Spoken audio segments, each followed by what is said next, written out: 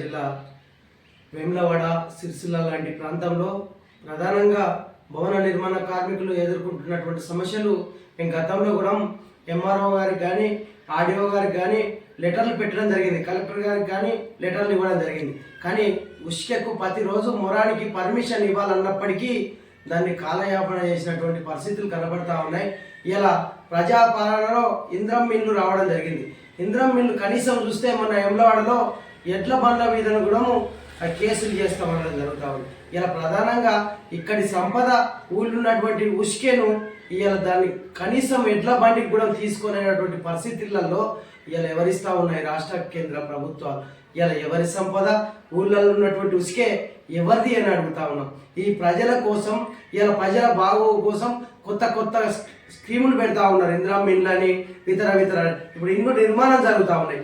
వీటి కోసం ఉసుకే రాకపోతే కార్మికులు ఎట్లా బతకాలి, ఆ ఇండ్లు నిర్మాణం ఎట్లా కావాలనేది కూడా మేము కాంగ్రెస్ పార్టీ నాయకులను అడుగుతా ఉన్నాం. అదేవిధంగా ప్రభుత్వ ఉద్యోగులను కూడా అడుగుతా ఉన్నాం.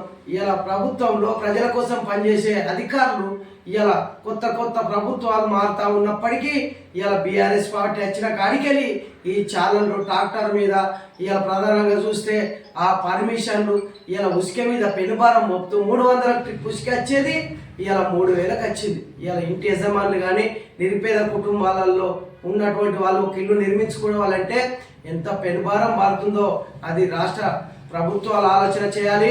అదేవిధంగా ఈ ఉన్నటువంటి అధికారులు కూడా ఆలోచన చేసి ఇలా సామాన్యమైన ప్రజలకు న్యాయబద్ధమైన ఆలోచన చేయవలసిన అవసరం ఉంది.